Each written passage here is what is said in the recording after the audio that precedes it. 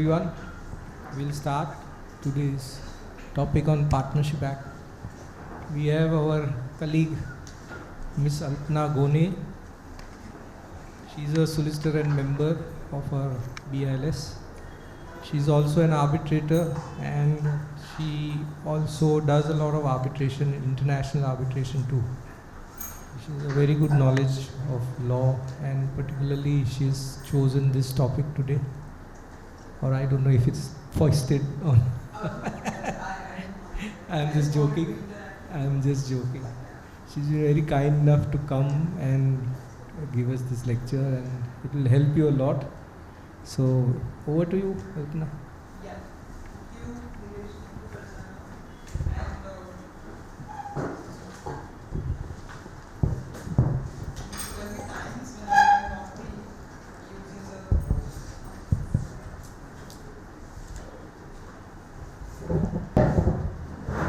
So if you don't hear me, or if there's anything, I'm as it is loud, so this is recorded, that's why. Okay. So thank you very much, everybody. I know it's Friday, and especially considering it's Colorwood affair, nobody would want to be here to deal with a dull topic like Partnership Acts. So I'm glad you all are here, and I'll try to make this as interesting as I can. So Partnership Act, how I have structured this talk is I want a lot of interaction from y'all, because there's no point in me just coming. Everybody can pick up a bare act and read it for themselves. So the reason why I'm here, first of all, I'll stand. I can't see the people who are sitting behind. I can't maintain eye contact with people who are sitting. So in the meantime, I'll just tell you. So how I've structured the lecture is, so when I did my solicitors, the first piece of wisdom that I learned, I was an article clerk in Kanga and Company, and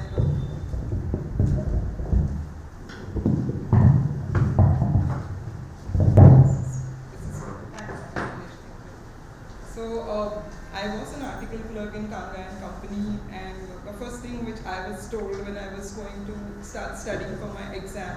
So we'll talk about this lecture slightly from the examination point of view, because otherwise there are a lot of books which you can read. So the first thing I was told was that to pass this exam, whichever acts are involved, you have to know your bare act inside out. Once you know your bare act inside out and you understand that, whether it be a paper like Companies Act, or whether it be Transfer of Property Act, or a Partnership Act, or your open book exam, whatever it is extremely important that you know your bare act. So today, how I plan to structure the lecture before we go to drafting of deeds, where I will ask you to give your inputs, is that we will first see what the Partnership Act looks like and what are the key provisions, not only from the examination point of view, but even from the practice point of view. What is it that we come across every day? So this is how I studied for my exam, is always open the index and you see how the layout of the act looks. And it's extremely important to know that most of our acts have all these chapters which help you understand how the acts are. First is always the definition section. In this case also there's a definition section. Then what actually a partnership means. Then we have relations of partners to one another. Then we have relations of partners to third parties, incoming and outgoing partners, dissolution of a firm, registration of a firm, and supplemental provisions. So we'll go first about what is a partnership. Can somebody tell me what you understand by what could be a partnership? What is your understanding? Because most of you are working in law firms which are partnerships. So would somebody want to tell me what according to you is a partnership?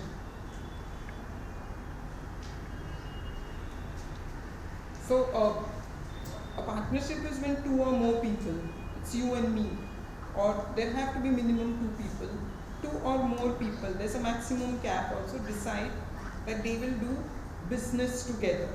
So if you see what is the partnership is,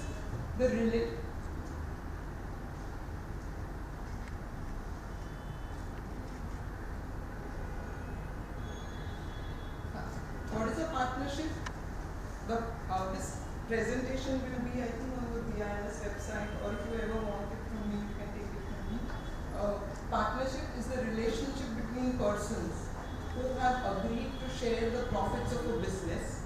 So what is to be remembered here is the relationship between people who have agreed to share the profits of a business carried on by all, or any of them acting for all. So either they all carry on that business, or any of them acting for the other partners of the firm. Now, persons who have entered into this partnership are referred to as partners individually, and collectively they are referred to as a firm. The name under which the business is carried on is called the firm name. Now, the restrictions which apply under the Companies Act. The restrictions which apply under the Companies Act while you register a company, the name of a company, the same restrictions more or less would apply to a partnership firm. So, what do you understand from this slide? What is it?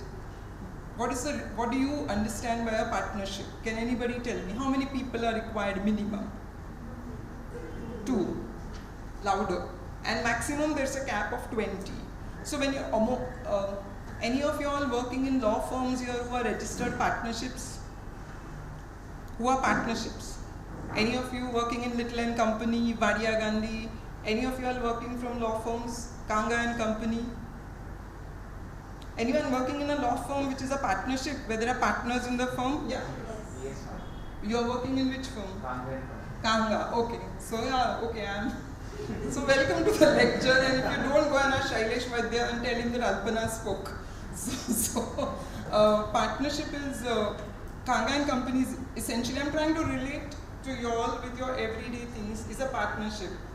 So you have minimum 2 partners in Kanga, and maximum there's a cap. But just now there are, I think, 15 or 16 partners in Kanga. What are they doing together? They are agreed to share. They are practicing law together, and they have agreed to share whatever profits they generate by working in the firm. They will share it as per their profit sharing ratio. So they have come together to share the profits in the business, and it's a business or a practice which is carried on by one, or by all, or any of them acting for all. So that is what a partnership essentially means. Any question till now about the minimum number or maximum numbers? This is how a partnership works. I'm taking a solicitor's firm because we are already aware of how these firms work. Even some of the chartered accountancy firms work like that.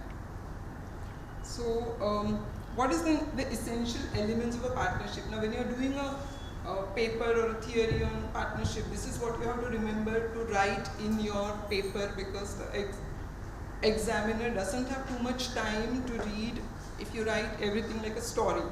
So to remember that bullet points come in handy. So what is it that you will require, or what are the essential elements of a partnership is? There must be an association of 2 or more persons for what? 2 or more persons not to go out. 2 or more persons not to go on a holiday. 2 or more persons not to go to a restaurant. But 2 or more persons to carry on a business. That is important. So to carry on a business.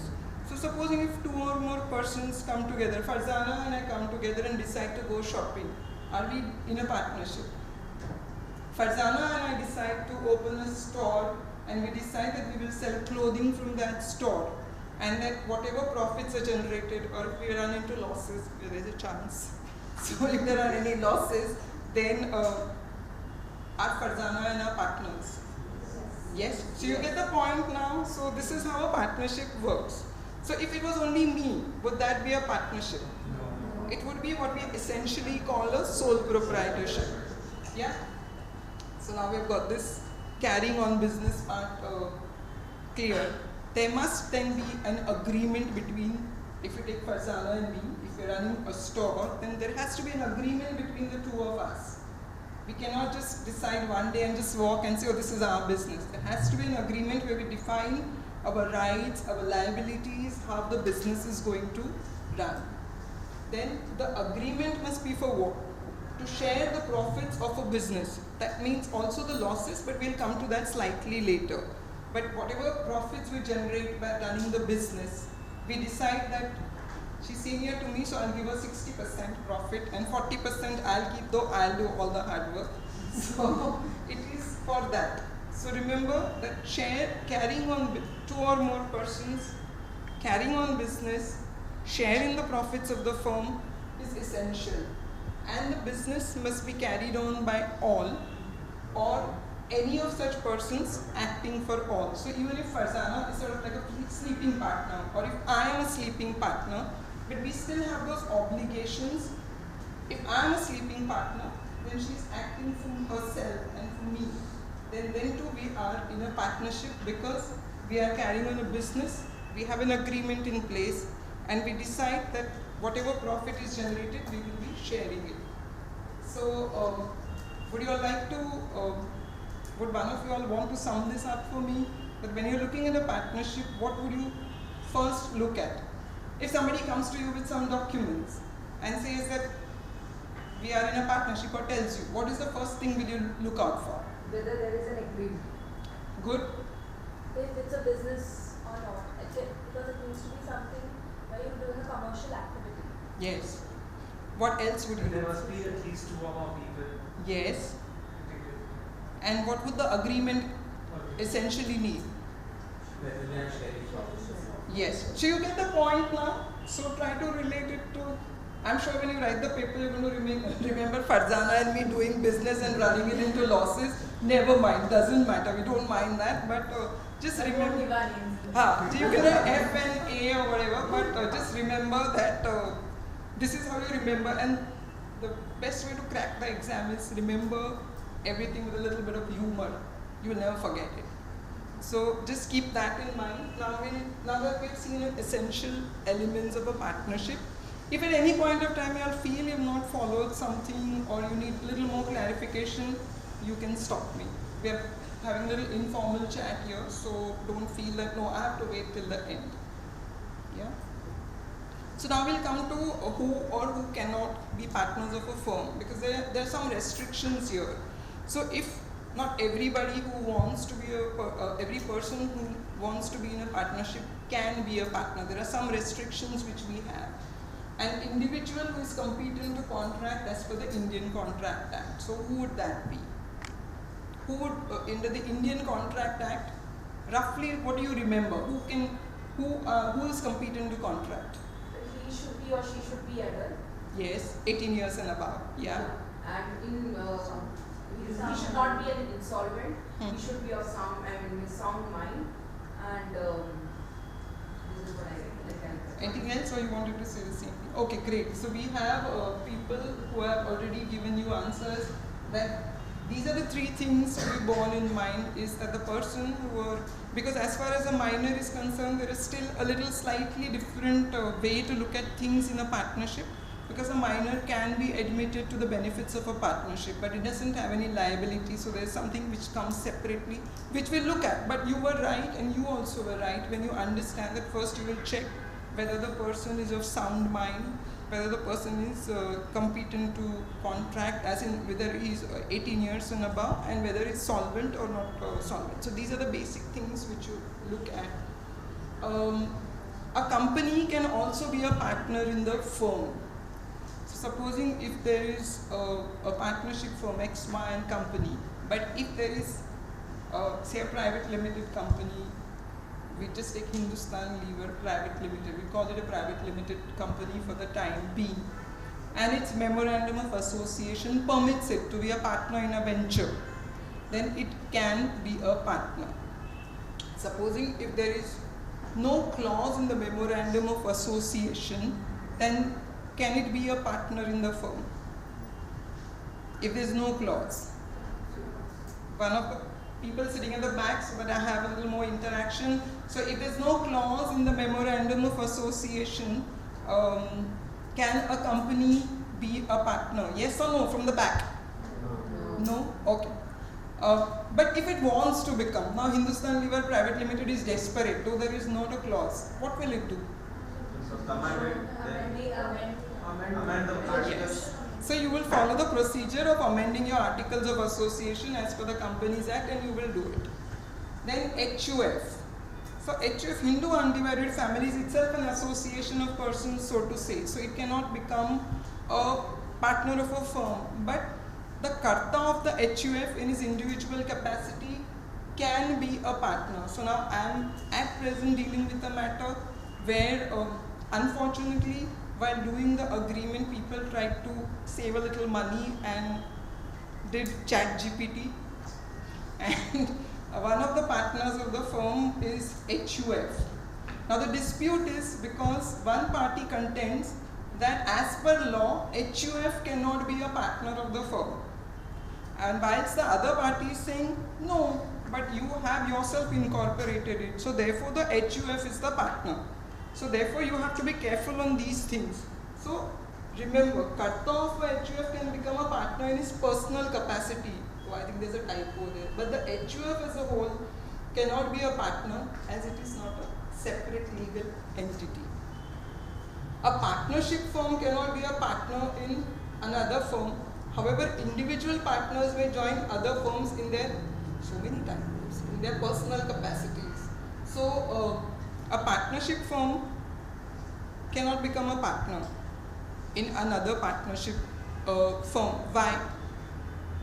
Because it's not a separate legal entity. Yes, correct. So you have to be a separate legal entity to be a partner into another firm. Then, however, individual partners can become partners, so they could be partners in two firms, but it will all depend on the agreement or the contract between the parties. Then an LLP, we will be covering this also shortly at the end. Limited liability partnership can be a partner in the firm. Why do you think a limited liability partnership can be a partner in the firm? Because it is recognized as a legal person. Louder? Because it is recognized as a legal person. Yes, because it's a separate legal entity.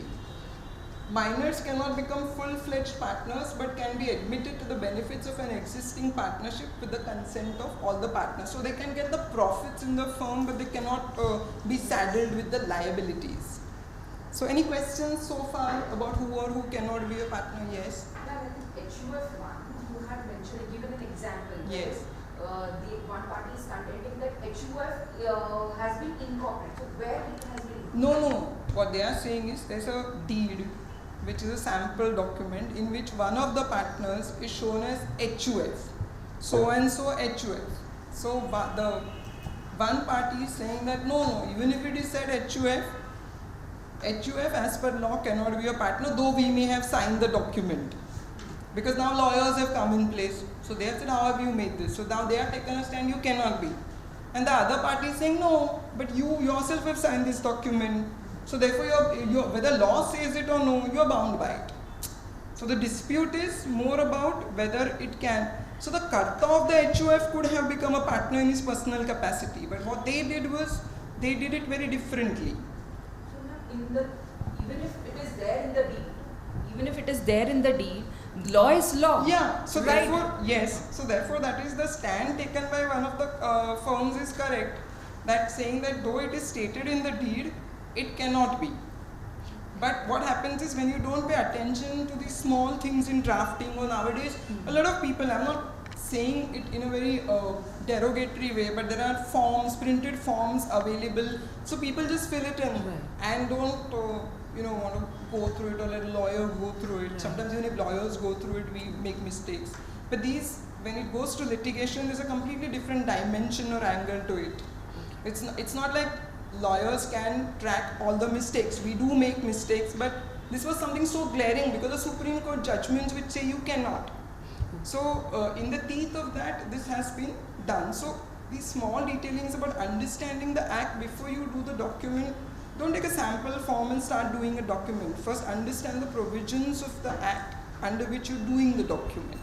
Because language is something which can be done and changed, but this, if you contravening any provision of law, then obviously your document fails, those clauses fail. Thank you.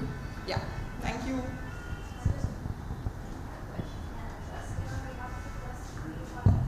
A trustee in his personal capacity, or in a trustee can be a party, but the trust cannot be. But not representing the trust.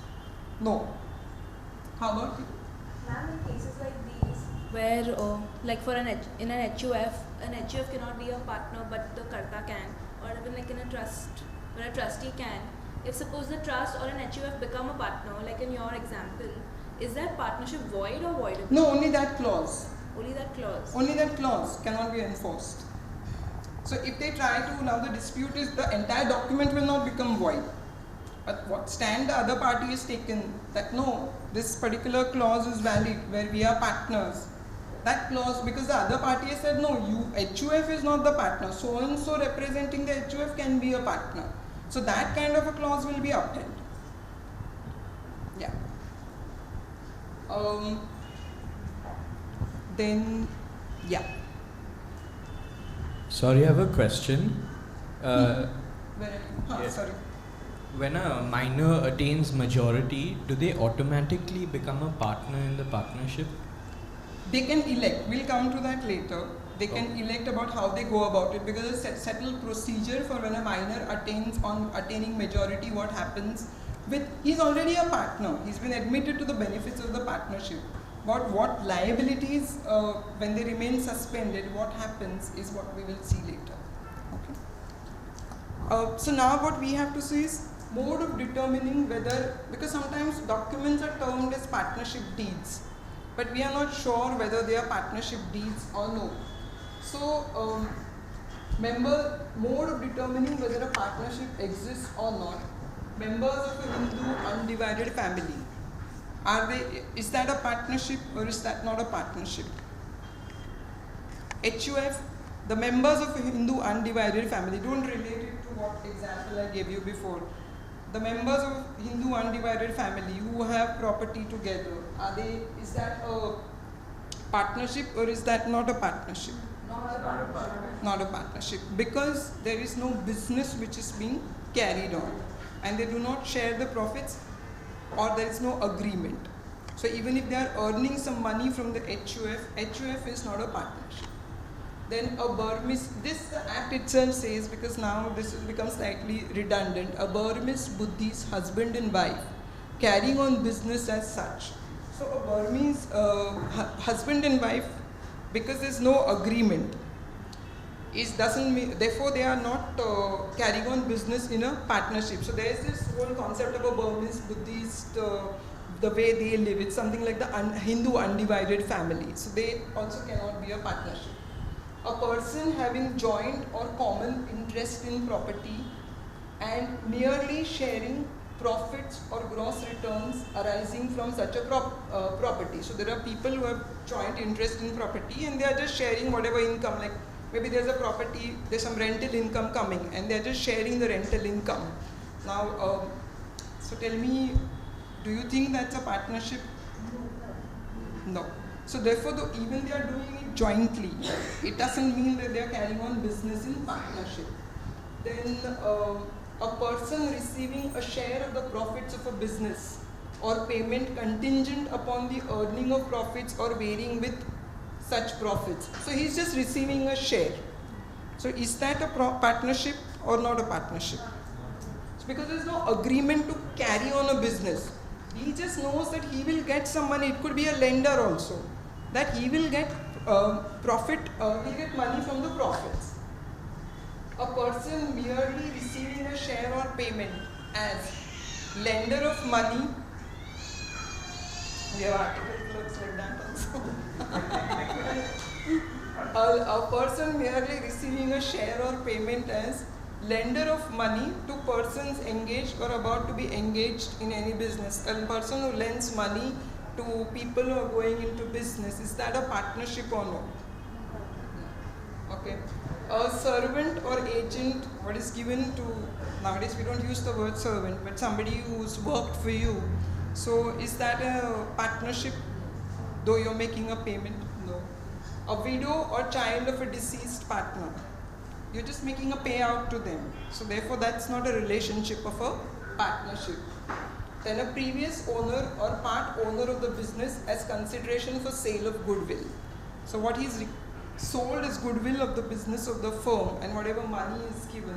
So that is a payout, and again it is not a partnership.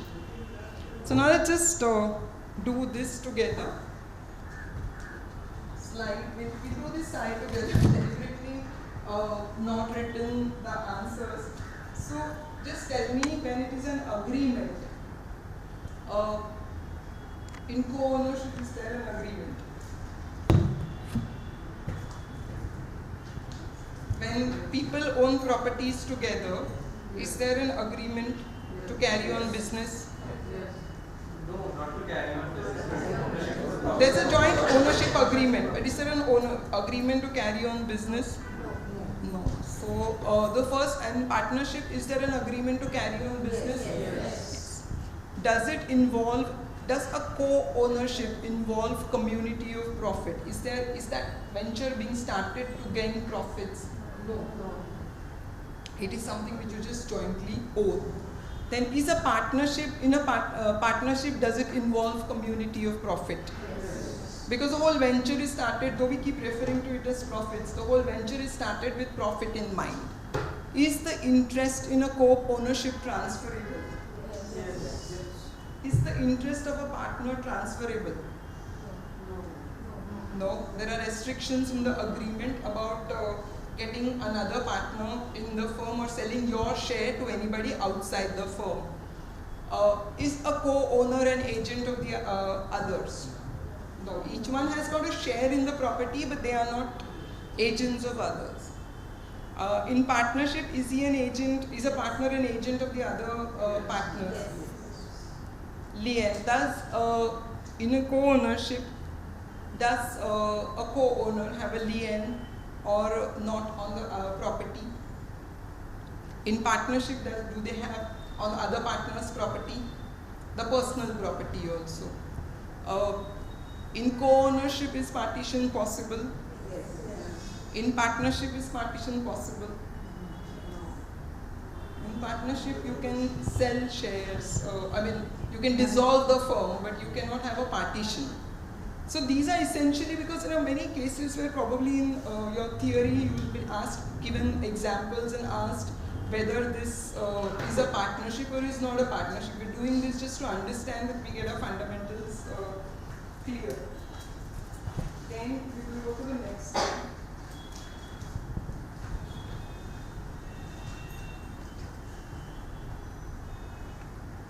Okay. We'll do this also quickly so that we understand difference between a partnership and a company. Here we are talking about partnership, not limited liability partnership. So entity, is partnership a separate legal entity? No. I want a little louder, collective voice. This sounds a little bit like a little doubtful thing. Is company a separate legal entity? Yes. Glad. Professor Pitawala would feel very anxious if they didn't respond loudly. In partnership, is there a concept of agency? Like, is one partner the agent of the others? Yes. In a company, sorry, I've skipped one, but in a company, is one shareholder the agent of the other? No. You're sure? Are you very sure? Yes? Okay, great. Transferability of shares. In partnership, can you transfer your shares freely? There are always restrictions in partnership. Remember, one thing is everything is mostly governed by the agreement between the parties. So even when you want to contract out of something, or even if the law says something, it always, in most of the sections of Partnership Act, it always says subject to a contract to the contrary. Then in the case of liability, I'm not talking about a LLP. How's the liability in a partnership firm? In the case of a company, how's the liability? Limited. Can a partner enter into a contract with the firm? No. Can a shareholder enter into a contract for providing services to the company? Yes. Yeah. Then number of partners and shareholders. Number of partners in a partnership, can somebody tell me the minimum and maximum if you know it?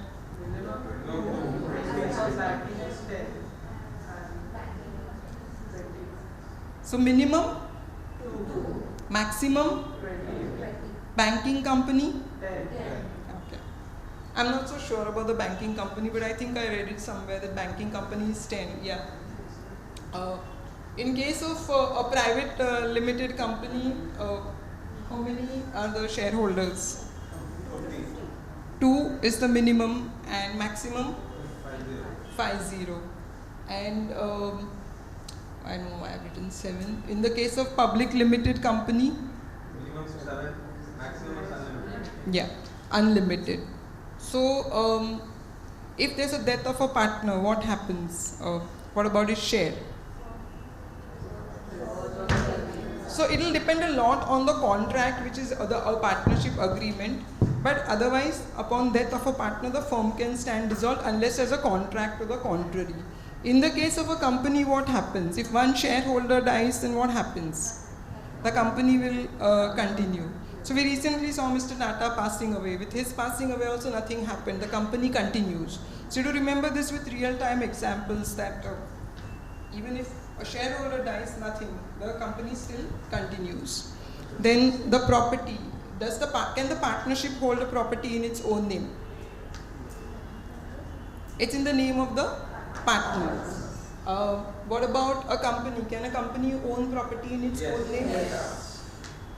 Okay. Capacity to sue.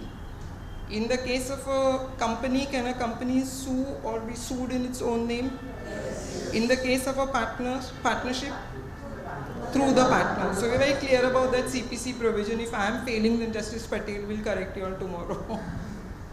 So registration. In a partnership, is registration compulsory? No. In some states it is, in other states it is not. So there are some implications of if you don't register a partnership deed. So you have to see, when you're writing your answer, you can word it by saying that in registration is per se not mandatory. However, some states may have made it mandatory. If you remember those states, then you can. Because you have section 49 which talks about, I think 49 which talks about effects of not registering a firm. Then whether a company registration, Yes, mandatory, entire procedure set out on which the company secretaries survive. So it's a complete procedure which only a company secretary can understand and do because it's very complicated. Whether a partnership be a shareholder in a company, can a partnership own shares in a company? And whether a company can be a partner in a, yeah, we saw that, right? So now this is clear. So we'll go to the nature of a partnership. The relation of partnership arises not from a statute or from status, but it is because you and I decide to come together to form a venture, to do a business. So it is essentially from a contract which we both agree upon. Then the members of a Hindu undivided family carrying on a family business, or a Burmese Buddhist husband and wife carrying on a business, are not specifically said by this sections that they are not carrying on any partnership. They are excluded, are not partners in such business. This is just for your understanding, probably if a question is asked. Then there is a partnership at will. We hear many times that, when you're an intern or when you're in a law firm, you're told, oh, our client has received dissolution notice. So this is the common phrase which we use. Client has been received dissolution notice. So which are the, so when the partnership is at will, then any partner can give a notice of the requisite amount of days which is stated in the deed and dissolve a firm. So a partnership in will can be dissolved by any partners giving notice in writing to all the other partners of his intention to dissolve the firm. So other than partnership at will, which are the other types of partnerships? So where the duration of the partnership is specified, that okay, we will come into this venture but only for a period of say 1 year or 1.5 years. Then that is not a partnership at will, because automatically on that date the partnership doesn't exist. However, after that if you continue to carry on business, then that could be treated as a partnership at will. Then for the determination, that is termination of the partnership, then where there is a termination clause provided, then that is not a partnership at will. Then particular partnership. Now sometimes you have these partnerships which are for a particular project only, like in a lot of these construction projects in Mumbai. Movies, films and movies. Yes. So they come form a partnership only for what we call in Companies Act a special purpose vehicle. So they come together and they form a partnership only because they are for a particular venture. Once that venture is over, the partnership is over. So a person may become a partner with another person in particular adventures or undertakings. Such a partnership is called a particular partnership. It is sometimes referred to as partnership of a single venture. Then we come to the next part of relations of partners to one another. Let me just see if I have any problems for you.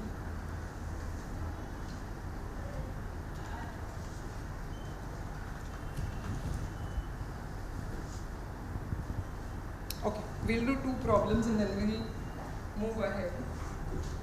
Just take, but I want everybody to participate. So we say C, D and company carried on business and incurred debts.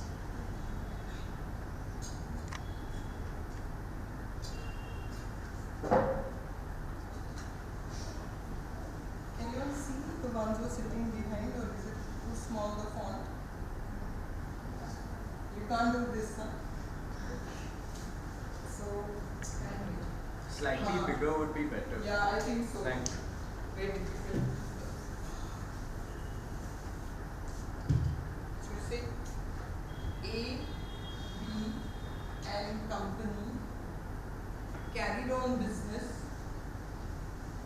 and incurred debts.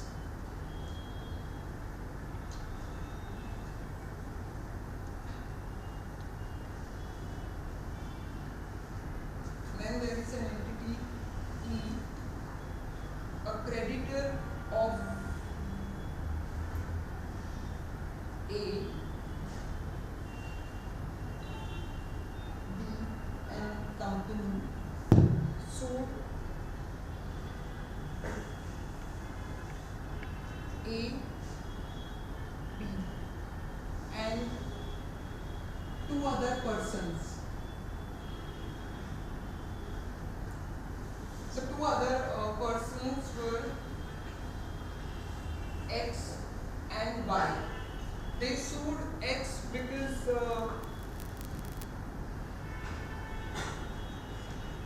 he was contributing to labor.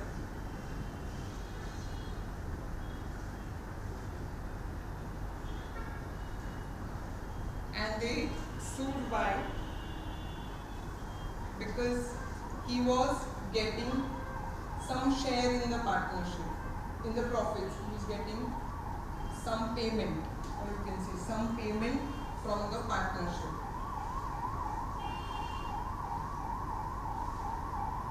So now I want you to tell me, the company, your partners were only A and B.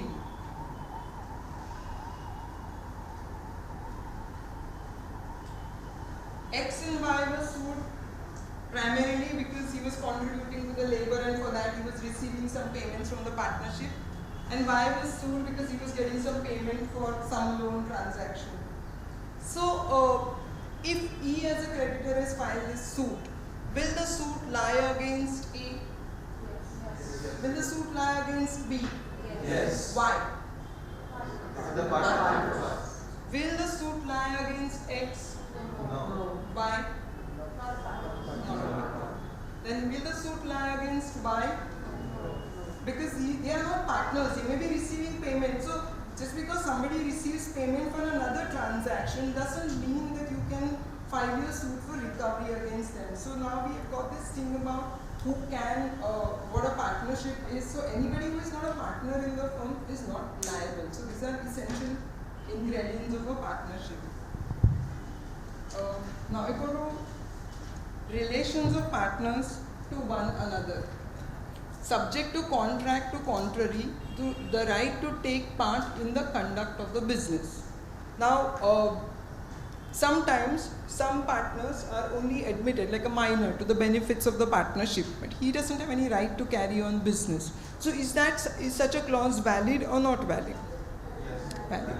Supposing if have you all heard of a concept of a sleeping partner? Yes. So he just gets profits from the firm. He's not entitled to carry on conduct any business. So is such a clause valid or not valid? Yeah. So we can have so it'll all depend on the contract which is there. But every partner has a right to take part in the business unless you specify otherwise. You may want somebody not to take part in the business, but you're willing to give them a share for whatever they have done. The right to have access to inspect and copy any of the books of the firm. Now on this there is a lot of debate on what do you mean by right of access to and inspect and copy any of the books of the firm. Now there are cases, and I have also handled arbitration, where the partner said, you're giving me right of access to, but I am a scientist, I don't understand accounts. I want some accountant to come and inspect the books because I eventually want to sell out. So therefore I want some accountant to come and inspect. The stand taken by the other party is that no, it says you have to inspect and you have access. We are not going to allow any third party to come, very well knowing that if an accountant comes, probably they'll get into difficulty. So how would you advise your client then? Would the stand be correct to say that no, only you as a partner can inspect, but none of your representatives or somebody whom you give authority can inspect? So what would your stand be? What if you were the firm and one of the partners, the scientist, came and said, I want to appoint an accountant, what would your stand be? I'll just look for somebody else to raise. I'll wait for you also. I want somebody else. See, we are here to learn. It's nothing right or wrong. And finally, as solicitors, you all give opinions very differently. I want somebody else to tell me. How about you? Would you like to? Would you allow an accountant to come and inspect the books of accounts? Yes. Say it loudly. Yes. Why?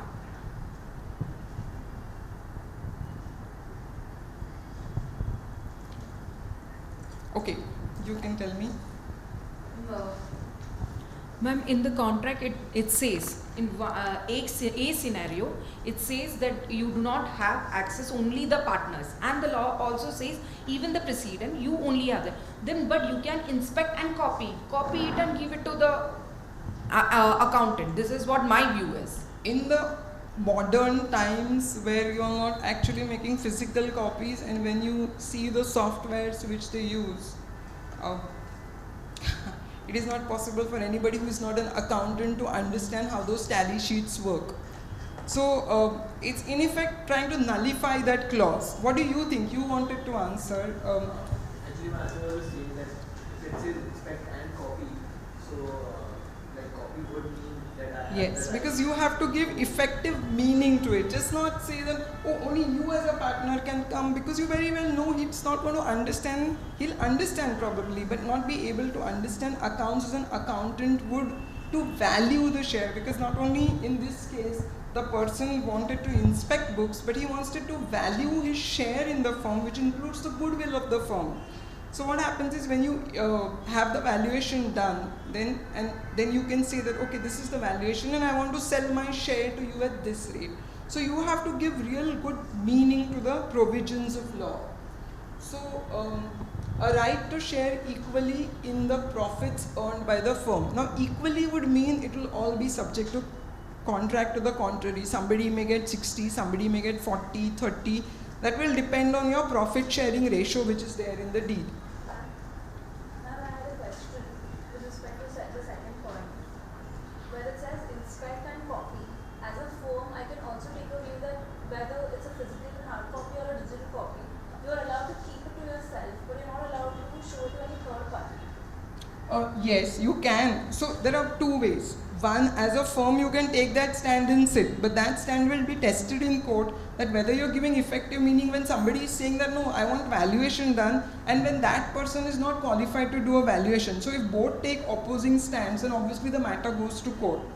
And the court has said no, you have to allow a valuer to value it. You and I can only give the valuer documents, like you said, take the copies, you take tally, you take whatever books you want, take copies.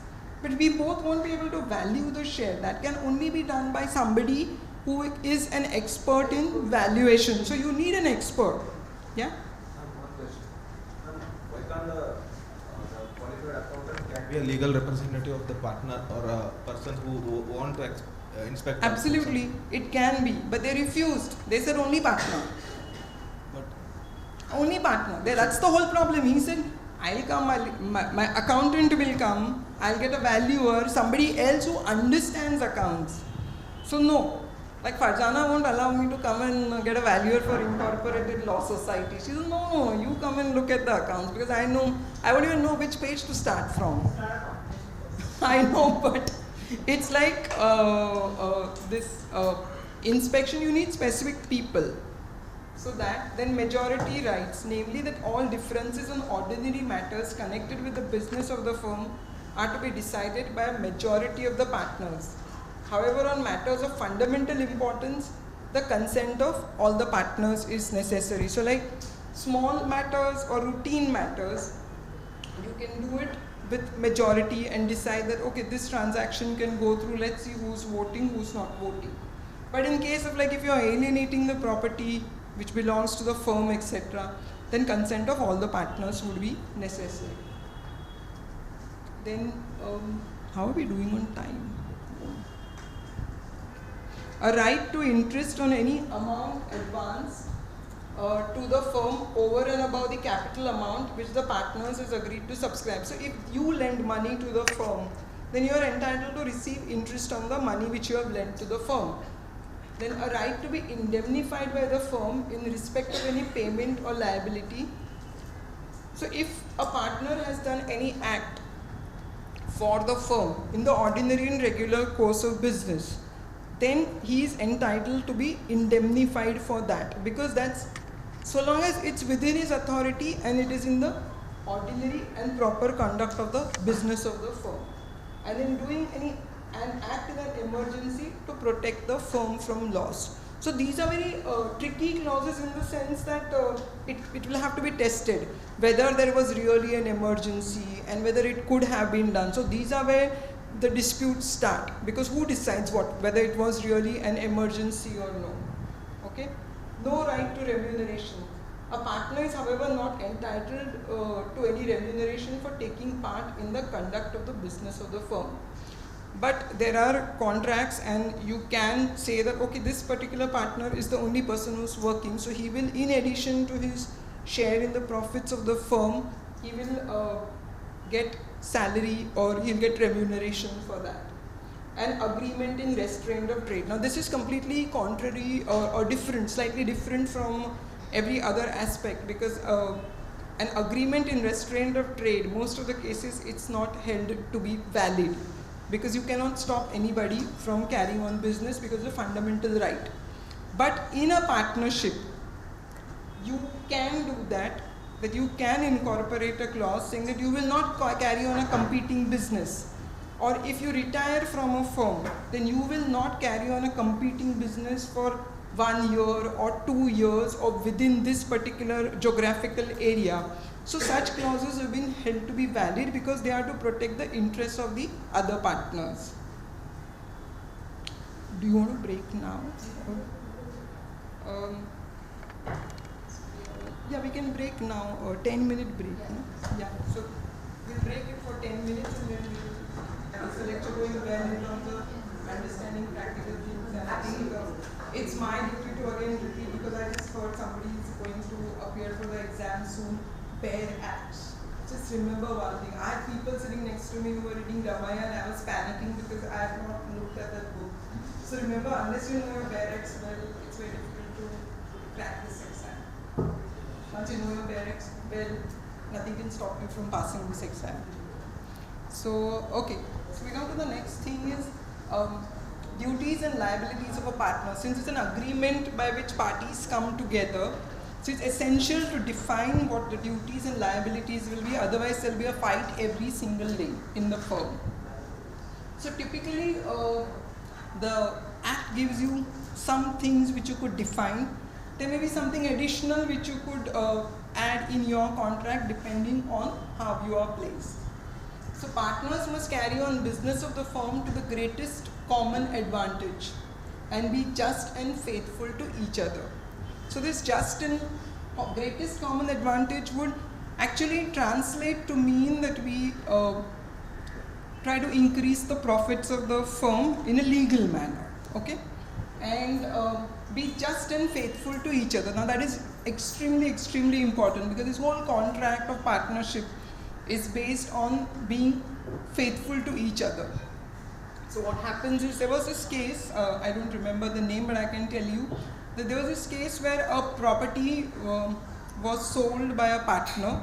They had valued the property, say some 50 lakhs, but he sold it for 75 lakhs.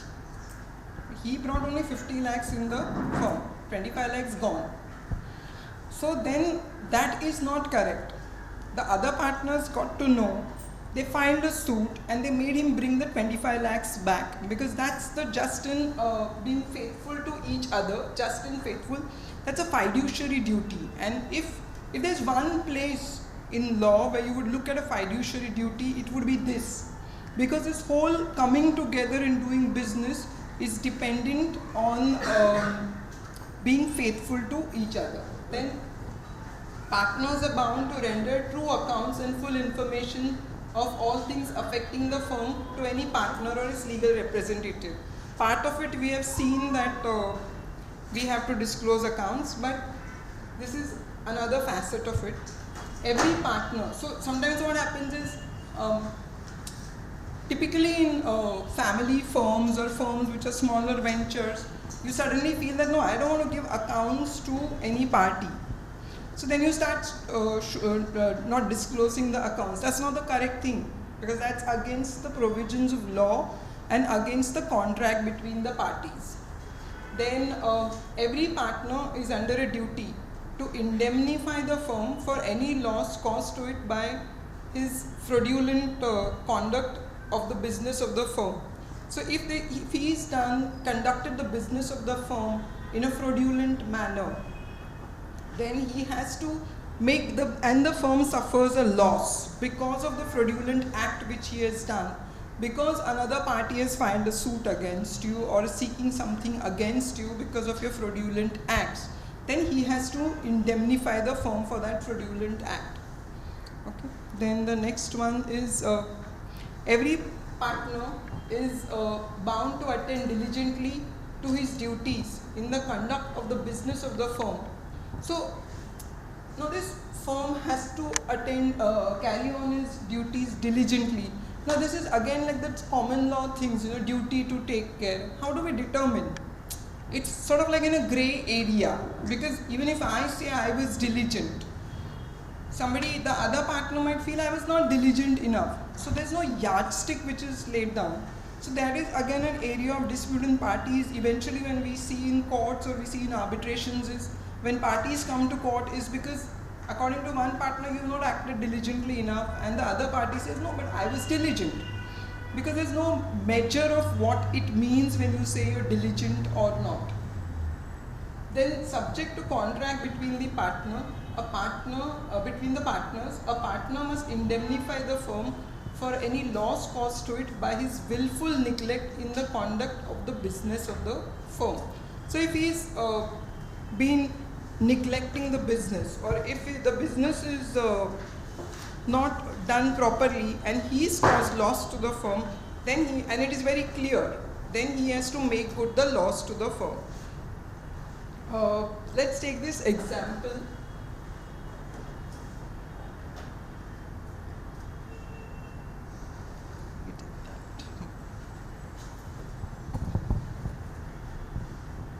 The plaintiff and the defendant were partners in a business which was being dissolved.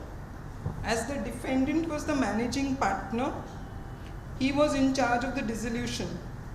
Although the plaintiff had advised the defendant, who was the managing partner and who was dissolving the firm, he had told him, you offload the goods belonging to the firm at a particular date.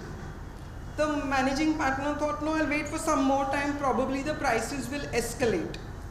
But it did not. In fact, the prices went down. And therefore, there was a loss to the firm, and therefore, the consequent valuation or share which came to the partners was less. So then what happens? Has he acted diligently or has he not acted diligently? Is the decision of the partner, the managing partner, to say, no, I won't sell it now, probably if I sell it later, I might get a better price because I feel the market looks like that. So has he been diligent enough or no? No, because all the partners taking decisions, so he has to be consent of all the partners. So he did not act diligently. Yes, one way to look at it, yes. He is acting diligently because he is trying to maximize profits in his own business. Yes. So see, your answer and your answer is in complete contrast, because what is diligent is not been defined, and this is where parties come and there's a dispute, because according to you, no, he had good intention, or what we would call good faith, that if I sell it a little later, maybe the prices, he had heard that the prices would go up. So therefore he has acted in good faith and diligence. But your way of looking at it, but he was told to sell it now. Why did he wait? Maybe we made a little lesser profit, but why did he wait? So this is your stand. So therefore there is no right or wrong. These are all grey areas where generally disputes happen, however much you try to iron it out in the agreement. So therefore, good faith, acting towards the best interest of the firm, all these come collectively. Okay, so we go to the next one. Subject to a contract between the partners, partners must contribute equally to the losses of the firm. Equally meaning, if you are a 60% profit sharing ratio in the firm, if you're taking 60% of the profits, then if there's a liability, then you will pay for 60% of the liability. So it doesn't mean that, even if I take 75% profit, when it comes to liability, I'll split it 50-50. Do you think that's the correct interpretation? No. No? So supposing if I am taking 40% from the profit of the firm and there is a liability, what would my liability be? I want somebody to, or the entire group to answer loudly. 40%. So we get that clear that it will be my profit sharing ratio will determine my liability unless I am a minor again. Then we look at things slightly differently. Yes? Yes? So most of these provisions with respect to rights and liabilities, it always says subject to contract to the contrary.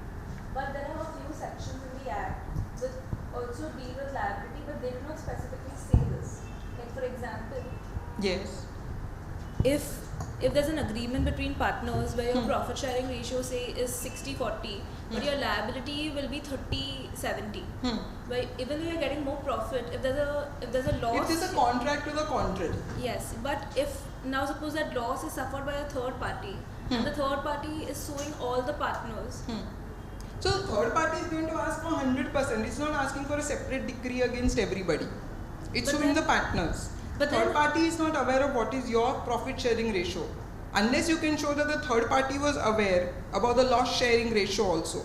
Then the onus lies on you as a third party to show that I did not know that their profit sharing ratio was this, but the loss sharing ratio was this. So the onus lies on the party.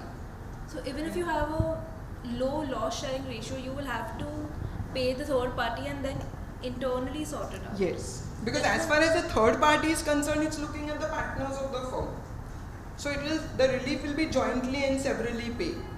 So either they pay together, whatever. The third party is not going to look at 70%, 30% and all. It just wants joint and several pay. That's the relief in your plate. Duty regarding use of property. If a partner derives any profit for himself from any transaction of the firm, then or from the use of partnership property, business connection or firm name, he must account for the profit and pay it to the firm. So even if you're a solicitor's firm and you have the tag of being a partner of a particular firm and you have a brand name. Now if you go and use the brand name elsewhere but you do business on the side, then no, you're using your position as a partner of the firm and you're doing business, so you better make good the profit which you have earned there, plow it back into the firm. Duty not to compete. Subject to a contract between the partners.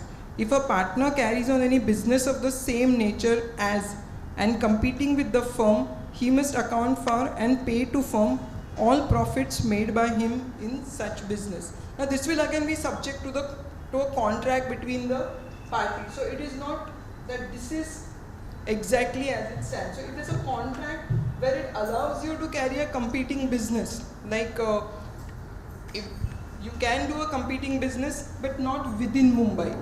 You can do, there are many family concerns where they say, like I know of this particular matter of Kal Nirnay.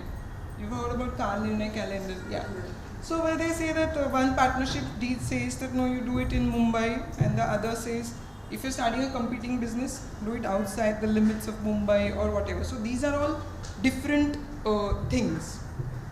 Then joint and several liability. Every partner is liable jointly with all other partners, as also severally for all acts of the firms whilst he is a partner. So that answers your question. So for a third party, there is joint and several liability.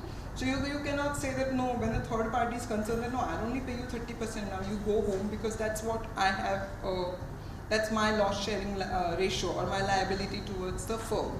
Unless, he can show that no, that person was aware that mine was only 30%. After full knowledge, he is doing this. Then it is a completely different thing. Property of firm and its application.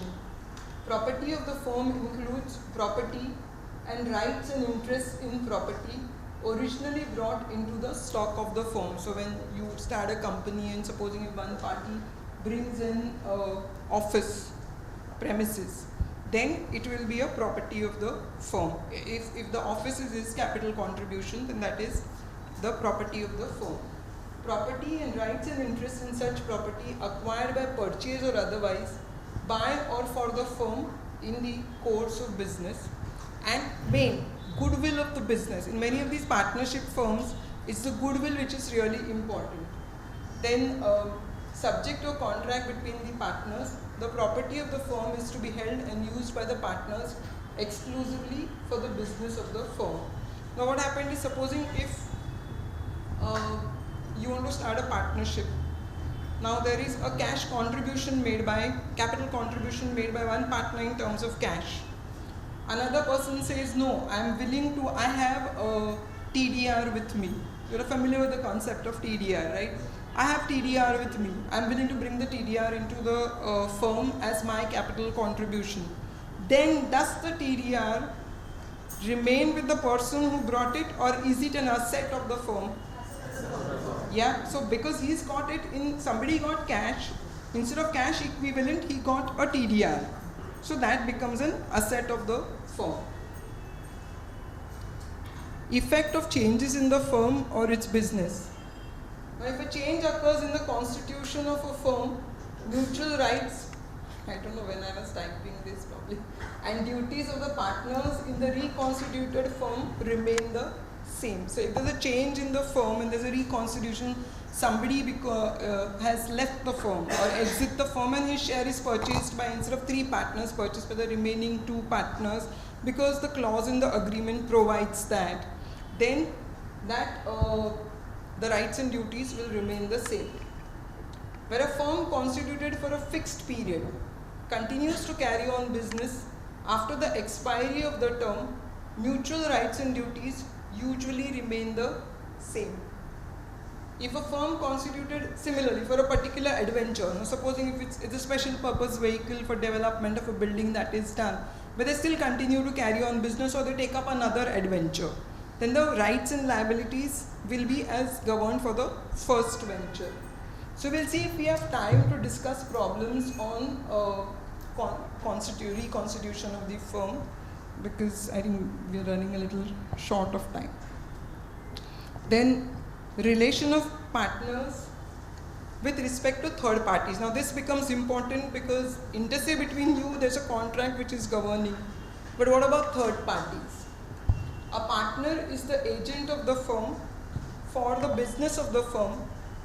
Every partner has implied authority to bind the firm.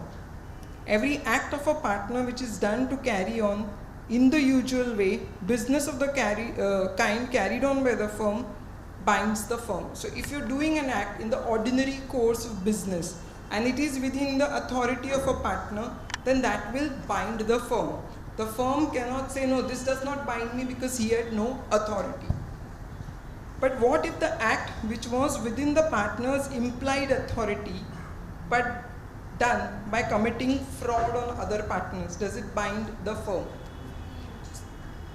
Think about it. Supposing there's a firm with 3 people and the partner C had implied authority to do that act, but he's done it by committing fraud on the other 2 partners. Now there is a Mr. X who's a third party. He is suing the firm. So will Mr. X be able to sue the firm or not? Yes. So inter se then they can file suits against each other, but with respect to a third party, so long as there's an implied authority and it is done in the course of business of the firm, then the third party should not suffer. What if there was collusion between the partner and the third party? It can, sorry. No, continue.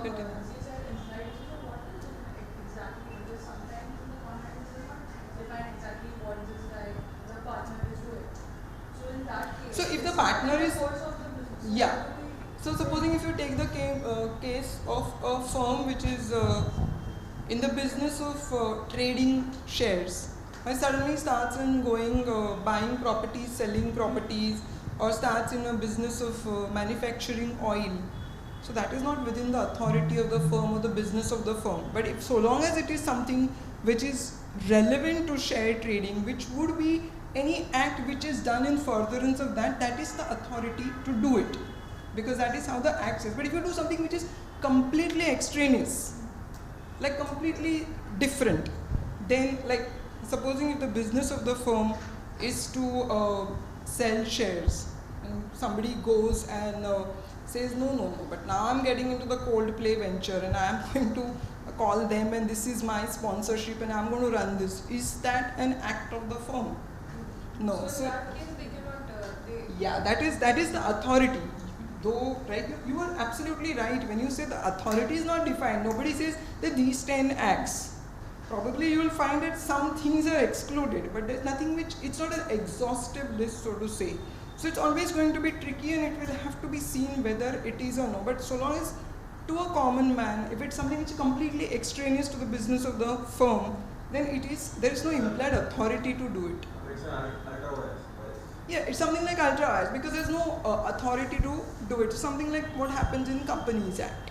So in that situation, then only that single partner would be liable, right? That would be an individual suit so long as you can show that the third party was aware of it. And if there is implied authority, then all the partners yes. are right. Okay. So the onus is very heavily on the third party then. If it wants to make a claim against all 3 to show no, but this is what the situation was. Yeah. I can hear you. Okay. So I have a question regarding the example you used. You said that a partnership firm can trade shares, but that would involve buying shares of a company. That is not allowed. No, I'm saying, just to give an example, like if it's into trading of shares or if it is into buying or selling some licenses or something like that, and if you go and do something which is completely extraneous, like it has nothing to do with this business.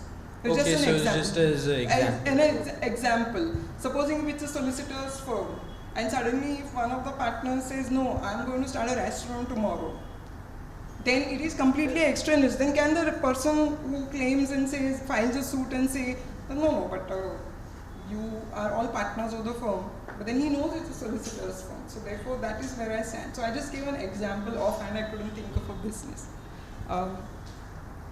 What if there was collusion between the partner and third party? That again is a possibility. That a partner might collude with the third party and say that no, you file a suit. Then again it gets tested in court. Then now what you asked, there is no express definition of what a partner can do, but there are certain exclusions that also are not exhaustive. These are some things which have come up by virtue of case laws or certain provisions of law. So a partner cannot submit a dispute relating to the business of the firm to arbitration. So all the partners have to consent to submit a dispute to arbitration. Partner goes and submits it. The arbitrator does not know about it, that whether the authority was there, not there, the other party does not know it. An award comes. Is such an award enforceable? No. What? If the arbitration clause is any... The award still remains enforceable. Yeah, so, but he has no authority to submit a dispute relating to the business of the firm to arbitration. So generally all partners have to consent. I think it's Justice Dhanuka's judgment on this, on submitting a joint venture where one of the partners was not a party to the dispute. Open a banking account, but that went with, getting the consent of the other partners and all. So Should the award not be set aside? I say that there was never consent to enter into arbitration. So it depends on from judge to judge, but consent meaning if the arbitrator had checked or if the other side had checked whether he had authority or no, that is important. So therefore the award cannot be set aside. Otherwise you could do collusion, no? I mean, tomorrow I want to test my position. We both are in a partnership. I tell you, you file the claim. Don't take my consent. And we have really smart people in this profession. So you don't take my consent. You move the claim. If you succeed, then we'll see. But if you fail and there are costs imposed against you, then if they come for enforcement, I will say I have not given consent. So you have people in this profession whose mind works otherwise also. We have enough of them. So just there are a lot of grey areas in our profession. So this is what would happen also. So and this I am telling you from what I have experienced in my career. I am sure Farzana has experienced something more also. So open a banking account on behalf of the firm in his name. So he cannot open it in his individual name, so it will be in the name of the firm or all the partners together. But again, the signing authority in the partnership deed sometimes says not all partners, only 2 partners can sign the check and all. So that again depends on a contract. Compromise or relinquish any claim or a portion of a claim by the firm. Supposing if I filed a suit for say 10 crores and then I say no, I'm giving up 5 crores. So unless I have the consent of all the partners, I cannot do that. Then withdraw any suit or proceeding filed on behalf of the firm. So that again, because there are always chances of collusion. The defendant tells one of the partners, you withdraw the suit and I'll pay you X amount. So to safeguard that, there's an implied duty that you cannot withdraw the suit. So we had Justice Karnik, who when consent terms were being filed, I'm not sure, I think you all are very young for that, but we had a Justice Karnik who we always thought that it was an easy way to earn fees as counsels, just go to court and say, these are the consent terms. And he said, no, I want to check the authority. I want to see where's the partnership deed. And he would literally, filing of consent terms, this gets recorded, so I'll get sued. So, you defend me. So he would, filing of consent terms would go on for 7-8 hearings. On the one hand, we were happy because you get fees for 7-8 hearings. But on the other hand, we used to have sleepless nights for a matter like filing of consent terms. I mean, all of you all can go and ask your seniors who is Justice D.G. Karnik. So that's where we stood with even a wakalatnama. He would check who had the authority to sign a wakalatnama. So it was not simplicity that, oh, you sign a wakalatnama and give me. No, he would call for the court paper. Show me where's the wakalatnama, whose authority, where's the resolution, when was the meeting held and all that. So because there are a lot of collusion which happens also. Withdraw any, so we did this, withdraw any suit or proceeding, admit any liability in a suit or proceeding against the firm. Again, a concept of collusion, that somebody files a suit against the firm and you go and say, okay, I am agreeable to claim A being granted, no, unless everybody consents. Acquire immovable property on behalf of the firm, so you would need consent of all. Transfer immovable property belonging to the firm, again consent. So if a third party does and knows that this is a registered partnership firm and there are 3 partners, and if they go and buy property of the partnership firm but they don't see that there's signature of all 3 partners, then the third party cannot complain, because it knew that there are 3 partners and they should have checked whether there was consent of all the partners or no. Then enter into a partnership on behalf of the firm. No authority to bind the firm by giving a guarantee in respect of debts of third parties. Again, this could create a problem if they go and guarantee somebody else. In your personal capacity, you be a guarantor of somebody else's loan, but don't do it on behalf of the firm or as a partner of the firm. It will not bind the firm.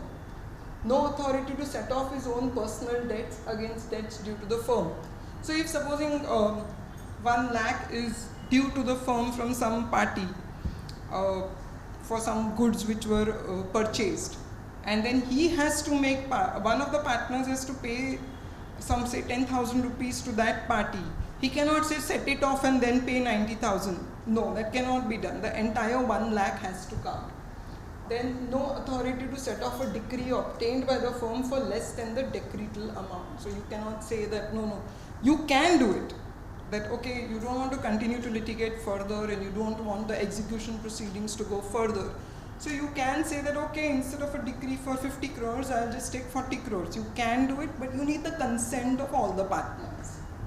No authority to accept fully paid up shares in a company in satisfaction of a debt due to the firm. These are some illustrations which come from case laws, but yeah, instead of receiving money from the firm, you cannot receive from a company, you cannot receive fully paid up shares unless everybody consents to the same. The implied authority of a partner may be extended or restricted by a contract between the parties. So like you said, fine tune it further, but it will be subject to the contract. But this does not affect the rights of a third person unless he knows of such restrictions. So when a third person, when you're saying no, but he was aware, then you have to prove, the onus lies heavily on you to prove that how he was aware, because he was shown the partnership deed, the deed is registered, etc. There are ways of doing it. In an emergency, a partner is authority to do all such acts for protecting the firm from loss as would be done by a person of ordinary prudence in similar circumstances. Such acts bind the firm. So this is again a concept of a fiduciary duty, that if something is to be done in an emergency and there is no time to take consent of all the partners, then he can do acts. Any admission or representation made by a partner concerning the affairs of the firm is evidence against the firm if it is made in the ordinary course of business. So it has to be in the ordinary course of business of the firm. Liability of the firm for acts of a partner. When injury or loss is caused to a third party by a wrongful act or omission of a partner, when he is acting in the ordinary course of business of the firm is liable to same extent as the partner concerned. So they can file a suit against the partners of the firm and there is a liability. Similarly, where a partner acting within his apparent authority receives money or property from a third person and misapplies it, the firm is liable to make good the loss. These are all concepts of various aspects of fiduciary duty. Then liability by holding out. If a person by words or conduct represents himself or knowingly permits himself to be represented as a partner of the firm, and a third party on the faith of such representation gives credit to the firm, the person so representing is liable as a partner in that firm. So he's not a partner, maybe a retired partner, but if he's still holding himself out, though he's retired, he knows there's a deed in place, but he still continues to represent to people that I am a partner in this firm, then he is held to be liable. Then in such cases it is immaterial whether the person who is representing himself does or does not know that the representation has reached the person giving credit to the firm. So what is essential is a few aspects which you need to know is, can you all tell me what would be essential for liability by holding out? What would be necessary? Conduct. Whose conduct? The person. Yes. Represents himself or knowingly permits himself to be represented and a third party. Now, the third party, whether he is aware or he is not aware, what do you think? The firm to all the partners. So, there are a lot of instances what happens is the whole aspect of retirement becomes important, because what becomes critical is when supposing a third party is suing, then whether that liability was incurred when he was still a partner or he had discontinued to be a partner. So from that perspective it becomes important. So they always tell you that when you have retired from a firm, you give notice, because then you are putting everybody to notice that you have retired from this firm. A retiring partner may be discharged from any liability to any third party for acts of the firm done before his retirement by an agreement made by him with such third party and partners of the reconstituted firm. Rights and liabilities of an outgoing partner. So there are various other rights or liabilities which are there in the agreement of partnership. But two rights which stand out in a very glaring manner is to carry on competing business. He can, because our earlier clauses said he cannot, but he can if the other partners permit him to. So subject to the contract to the contrary, he can carry on competing business, but if they say no or they lay down restrictions, then it cannot be done. To share the subsequent profits if the other partners continue the firm's business without settling accounts. So what happens is he retires and the partners say, no, now we are busy, we don't have time to settle the accounts, and then they keep carrying on the business. Then whatever is generated until the accounts are settled, he will get a share in that. So even if the transaction, but that doesn't apply to liabilities, but if any profit is generated, then he would get a share in that. So instead of settling his accounts and saying this is your share, this is valued at so and so rupees, you leave the firm. They say, okay, you're leaving the firm on this date, but we will settle your accounts later. And 6 months down the line, 7 months down the line, there is no settlement which is happening of accounts. And by then, if they have made a lot of profit, then he would be entitled to his percentage in the subsequent profits also. Because if he would have got the money on time, then there's always a chance he could have used the money elsewhere. Two liabilities. He continues to be liable to third parties for all acts of the firm until he gives public notice of the retirement. So it's very imperative as lawyers to know that after you retire from a firm, you have to have a public notice issued. No right to use the firm's name or to represent himself as a partner of the firm unless there is a contract to the contrary. So he cannot use the firm's name or represent himself as a partner. If he represents himself as a partner after having retired, then we saw in the earlier provision, he will be liable for holding out. Yeah. So he cannot use the firm's name, but however the firm is okay with him using a part of the name or the entire name, if one way or the other don't care, then he can continue to use. Now these are dissolution of firm. Now we've come to the aspect of, now we've seen what happens on retirement. Now sometimes you have firms dissolved voluntarily because there's a clause, one partner goes and gives notice and the firm is dissolved. And sometimes you have to go to court to seek intervention of the court while dissolving of the firm. So we'll first look at when it is under a deed of partnership. You have not yet gone to court. So look at the right hand side column. So without intervention is by agreement. Can somebody tell me by agreement means what? In a part, yes, please. In the case of Your name, please. my name is Shailesh. Shailesh. Yeah, Shailesh. The object of forming the agreement has come to an end. So they are dissolving this firm. Okay. So it comes under the agreement by agreement without intervening. Or is there a clause? Is a partnership at will? Yes. Yeah. Yeah. Then compulsory dissolution. Supposing if they start a venture, we suddenly there's a new law which comes up. If they started, supposing something to do with gambling, which was then legal when they started, and there's a new law which says no, not in this jurisdiction. You can do it out in Goa, offshore or whatever. Then in this jurisdiction, it becomes unlawful. So then you have to dissolve the firm. Then on the happening of the expiry of a fixed term, what Shailesh just mentioned, then completion of the adventure. Supposing if there is a partnership only to develop property or a redevelopment project. So can one of you tell me if there's a redevelopment project, when do you think, or when there's a project to build a building, when do you think the adventure will come to an end? I want somebody new now. Oh yeah, you. Sorry, I mean doesn't mean anything. Sorry, your name please? Deva. Deva, yeah. Sit. On receipt of the occupation, sir. Yes. So that could be one of the ways to look at it. So when it's a specific adventure, or supposing, take another case of,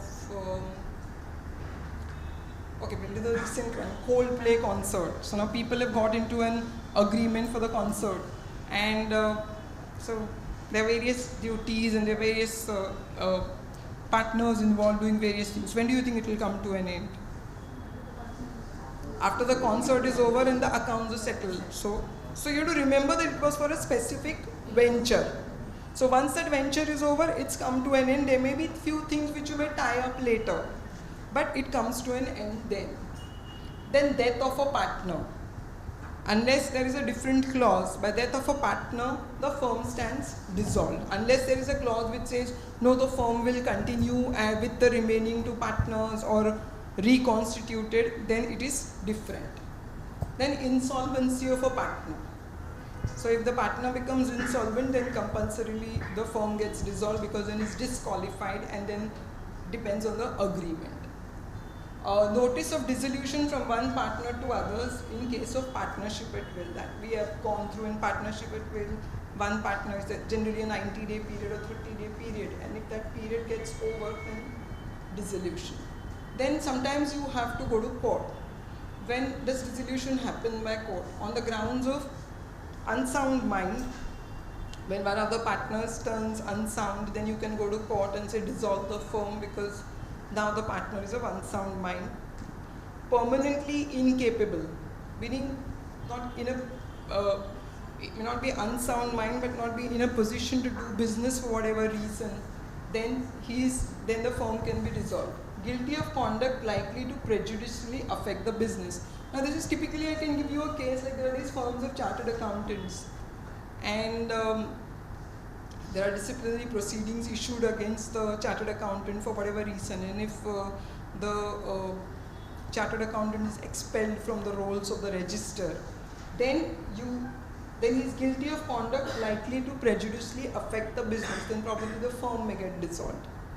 Then persistently commits a breach of contract, has transferred the whole of his interest in the firm to a third party, which is a complete no-no. You cannot transfer your interest in the firm to anyone unless you have to give it to the partners, the remaining partners. Has allowed his share to be charged under Order 21 Rule 49, that is in attachment in execution. Has allowed his share to be sold in recovery of arrears of land revenue. So again, what he could not have done, if one of the partners goes and does that, then you can ask the court that you dissolve the firm. And this last one is where the law is evolving now on any other just and equitable ground. Because there are a lot of cases where there is a problem with all of these above ones, so you fall back on any other just and equitable ground. So in Companies Act, we had a lot of case law on just and equitable ground. But in partnership, we do not have much. But the law is slowly evolving because a lot of people are filing for dissolution, compulsory dissolution, or on any other just and equitable ground because they know parties are at loggerheads, the firm cannot continue, but because of the other provisions in the partnership deed, they cannot move for dissolution. But then the only option left to a solicitor is to tell his client that okay, we will file it on any other just and equitable ground, but there's a lot of work involved to prove that it is not just and equitable, it is against the interest of the firm. So a lot of other areas which you'll have to prove to show that the firm needs to be dissolved. Okay, now we'll come to limited liability partnership. So here I want you all to help me that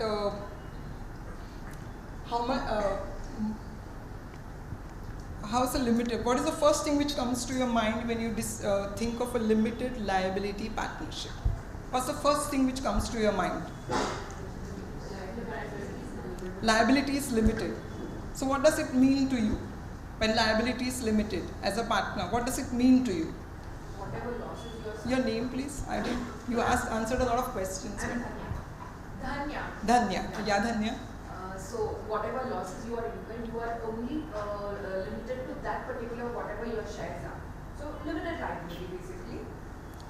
Anybody else? That's a good answer. Anybody else? Yes. Your name, please. Nivedita. Nivedita. Yeah. Ma'am, when your personal property cannot be attached. Yeah. So combining your both answers is the correct answer. That the liability remains limited and you cannot look to the personal assets of the partners or the firm to enforce any award or decree. Yeah, Shailesh? To elaborate this both answers, Yes. I would like to add on one point also. If your paid up share capital is 1 lakh rupees, you are liable only up to 1 lakh rupees, not anymore. Yes. So correct. So and you cannot see initially when partnerships were there, what happened was sometimes the personal assets of the partners started getting attached, and that created a lot of problems. So this limited liability partnership works well because it's a separate legal entity. Your liability is limited to the extent as it is committed. So therefore this works well, but it has got its own drawbacks because partnership is in many ways an informal way, and the filing or the paperwork involved is not much. A limited liability partnership almost has to do the same amount, if may not be exact same amount, but almost work of filing etc. on an annual basis as a corporate body.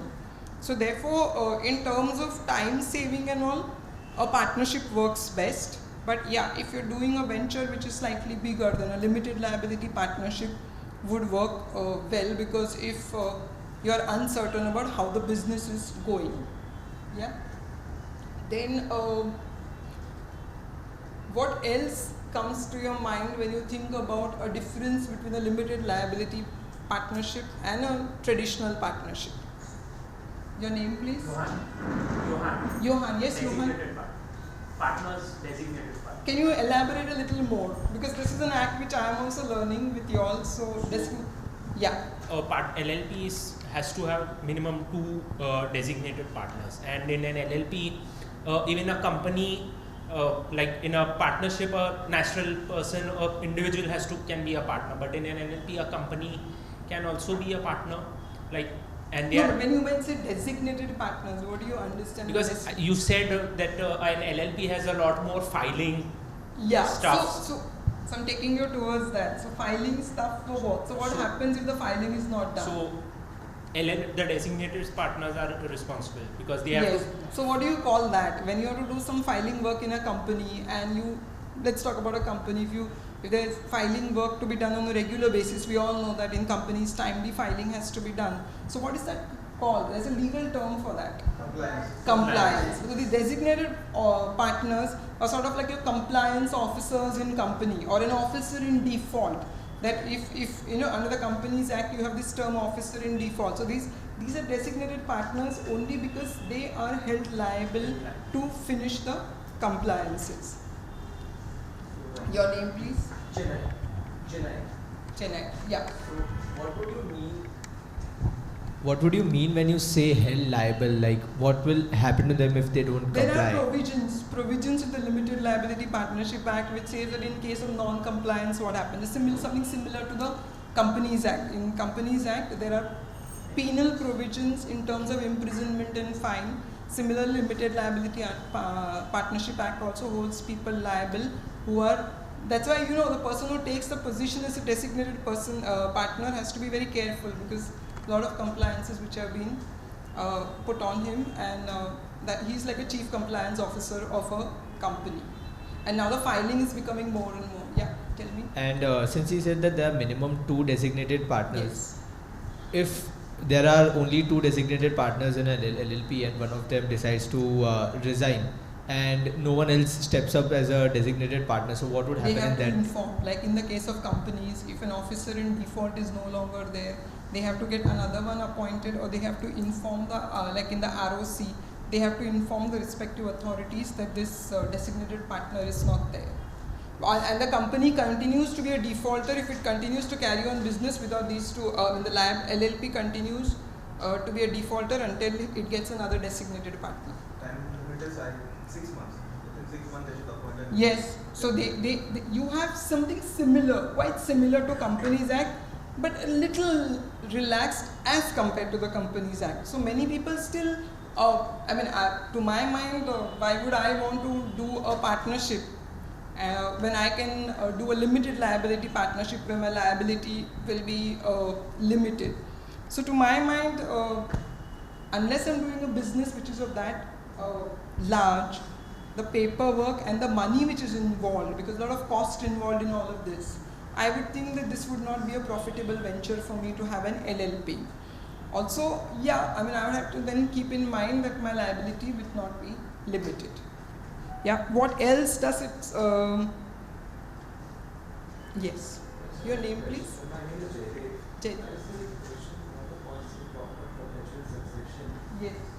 So now when you say like perpetual succession, obviously like in a partnership, normal partnership, there is no succession. But here what happens in an LLP, I'm just asking generally, like when you say perpetual succession, Yes. means that there are heirs who... Because it's a separate legal entity which is holding property in its own name, so it follows exactly the path of a company. Okay. So it follows exactly the path of a company. The essential difference being an LLP is in law treated as a separate legal entity, whereas a partnership is given a firm name but it's always the partners. So when you mean perpetual succession, the same implications of a company follow. Understood, thank you. Sorry, you were saying something? Your name, please? Sorry, I don't remember names that much, but I have to ask him his name. He's from Kanga, so I have a lot of affection for my parent firm. Yeah. My name is Priyanka. So one of the differences, like as you said, that LLP is a separate legal entity. So it will have a deed of incorporation, while a partnership will have a deed of partnership or an agreement between the partners. And because an LLP has a proper incorporation process, like a company, it will have a proper winding up process and a dissolution process, compared to that of a partnership where how you just taught us that it There could, will be contracts. the contracts. Yeah, that's a very good point, because it just slipped my mind that when you said date of incorporation, the LLP has a date of incorporation when it becomes a body incorporate. It had slipped my mind, and thanks for bringing this up. In a partnership, it so happened that once people came together, they started business in partnership, they left the date blank and they continued to carry on business.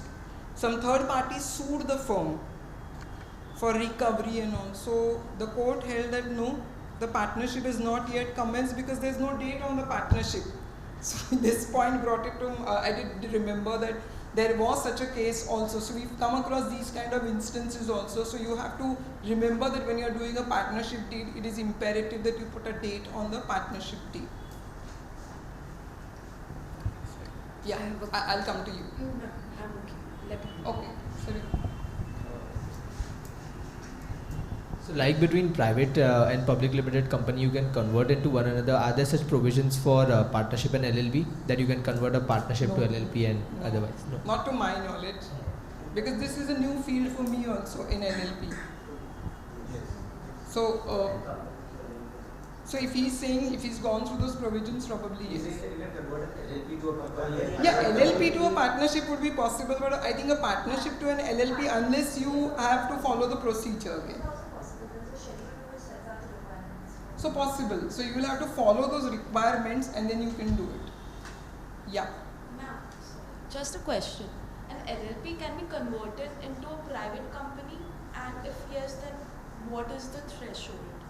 That is it probably because okay, there's so much of profit in the LLP that now they are bound to be converted. No, there's no bound. There is no. You can do it voluntarily, but there is no. It's not like a deemed public company. I think you are thinking in terms of deemed public company, that when the turnover exceeds so much, then it becomes a deemed public. No, voluntary yes, but deemed public no. I mean, it's not like the deemed public company.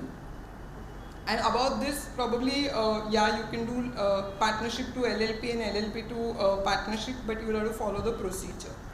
Yeah, Shailesh.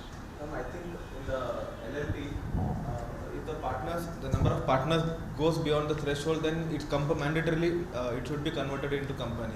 She was asking on the turnover aspect. Okay, but I think there is a provision for the number of. Let's see the provision. I have the act.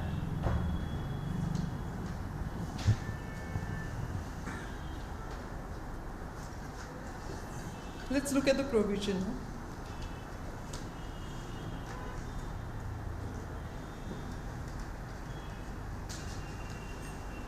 There's section 6 which talks about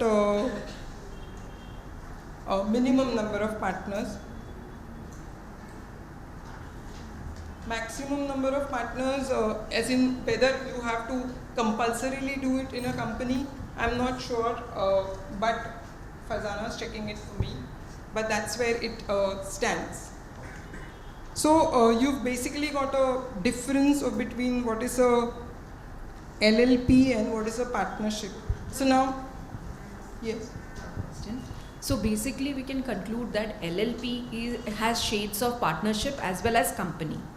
Yes, and definitely. Right. And one more thing I would like to ask is that the framers, what was the idea behind the framers to make this LLP? Was it that you said about that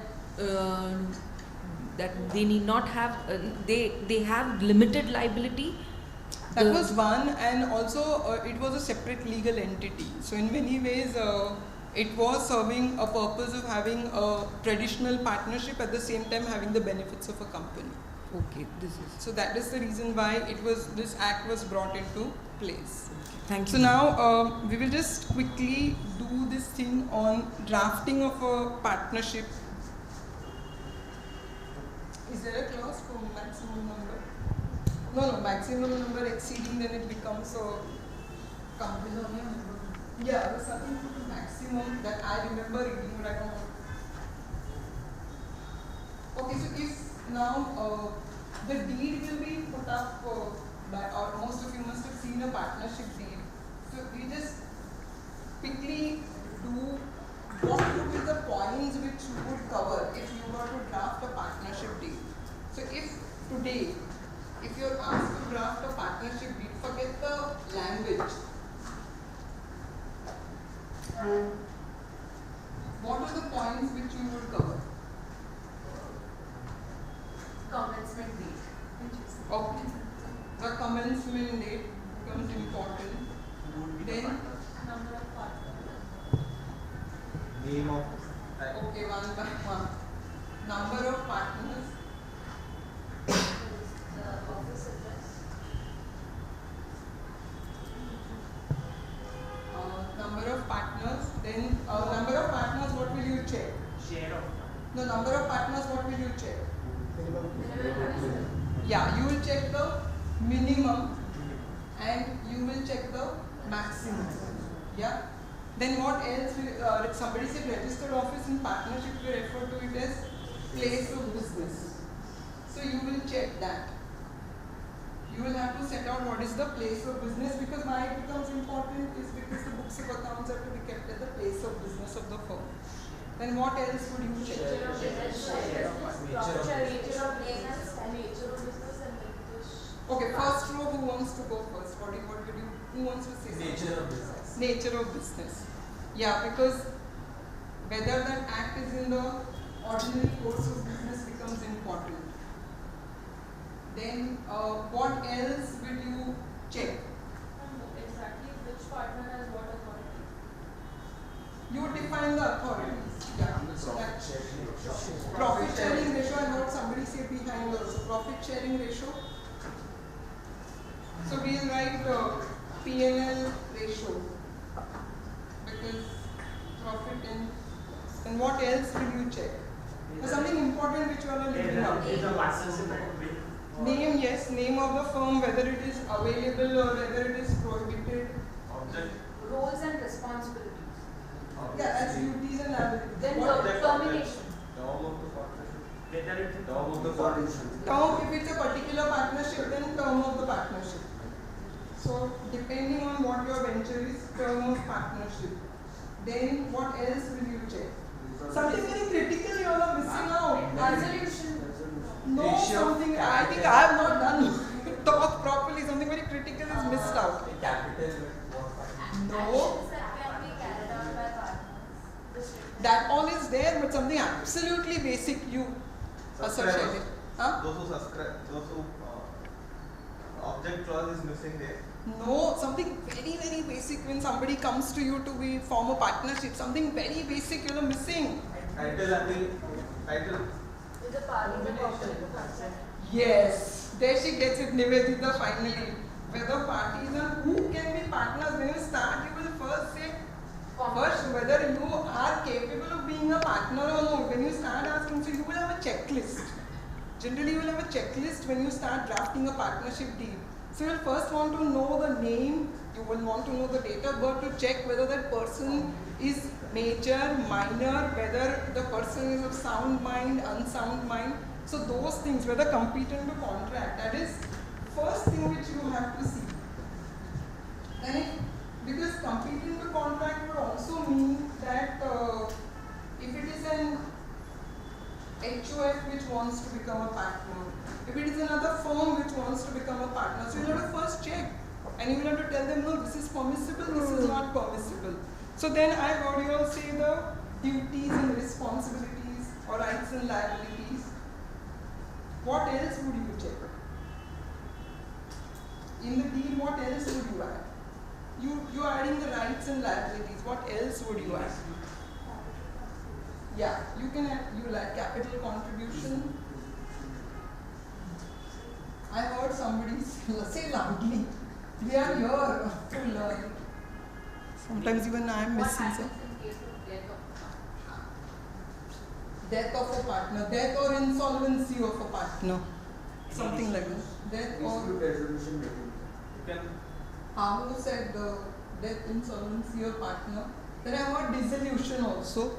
LR or nominee can be also added. So that will come under death or insolvency of partner. But I heard somebody say something else. Dispute resolution. Dispute resolution. You will, if you want, you can add an arbitration clause in the agreement to resolve disputes inter se between the parties. Non-compete.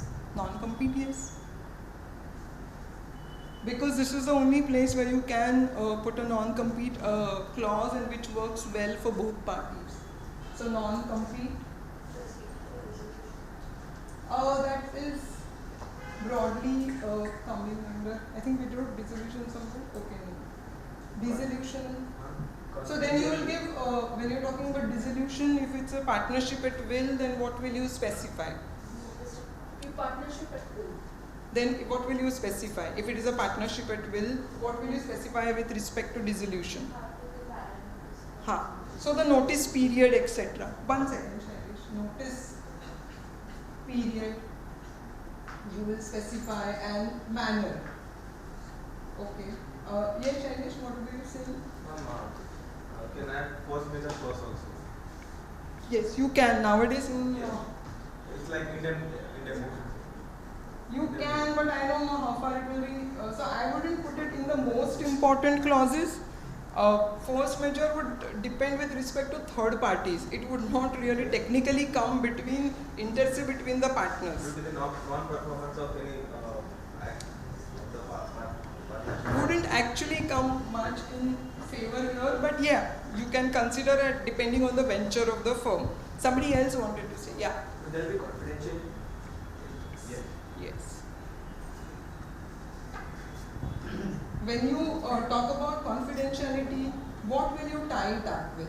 With one of the, you can open your barracks and see, when you're talking about confidentiality, what will you tie it up with? With which provision of your act? Just look at the act. Generally, ma'am, in the confidentiality class, in the case of company, we generally restrict the use of No, agree. I am not on that. But which provision of the Partnership Act will you tie it up with? Right to restrain from use of No. section. Look for something better. We saw it in the earlier part.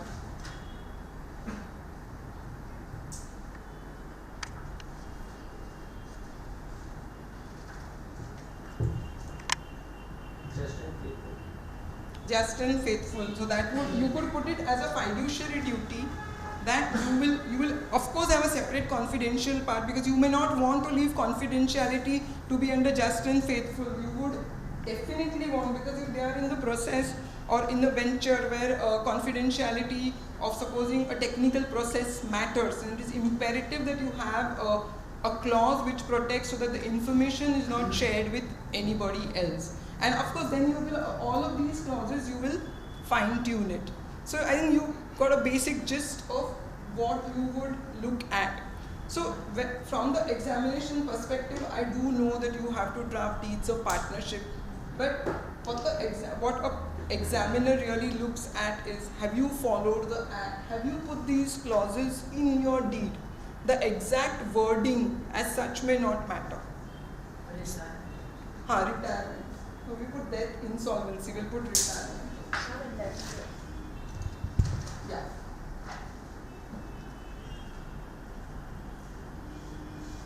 And then you put indemnity.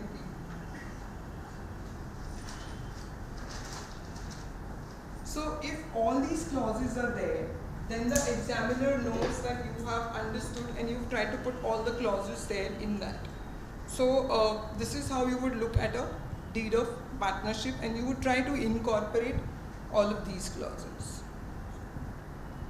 And we have Sorry. I mean, whoever the partners are, they have to sign it, right? Yeah. Sign it. Sign it and register it also. Witness is not mandatory. But you have to register it. Okay, and it should be in a stamp paper? Yeah. No. Yeah, I think stamp paper is mandatory, and there is an so there is a provision for if you look at section 49, effect of non-registration.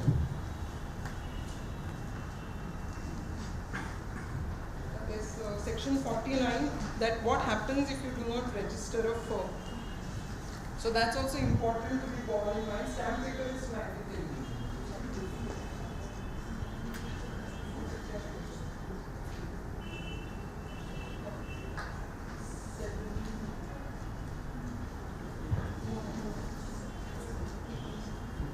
No, 59. 69. No, 59. Effect of non-registration. 59. Yeah. So if you see the part, what happens if you do not register the firm?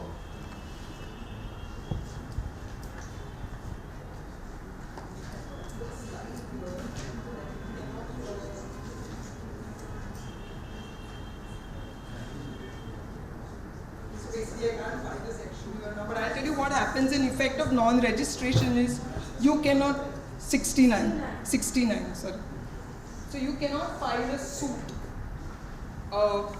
by on behalf of a firm which is not registered. So if you look at section 69, effect of non-registration, no suit to enforce a right arising from a contract or conferred by this act shall be instituted in any court by or on behalf of any person suing as a partner in a firm against the firm or any person alleged to be or to have been a partner in the firm, unless the firm is registered and the person suing or has been shown in the register of firms as a partner in the firm. So two things, that the firm has to be registered and he should be shown as a partner in the register of firms. So if you have not updated your deed but that person continues to be a partner, then unless his name is shown, he cannot sue as in the name of the firm. No suit to enforce a right arising from a contract shall be instituted in any court by or on behalf of a firm against any third party unless the firm is registered and the persons suing or have been shown in the register of firms as partners. And then 1 and 2 will apply to a set off also. So this is what the effect of non-registration. So therefore, on a prudent manner, registration of a partnership deed would be more convenient. So I think at this we can stop. Any questions?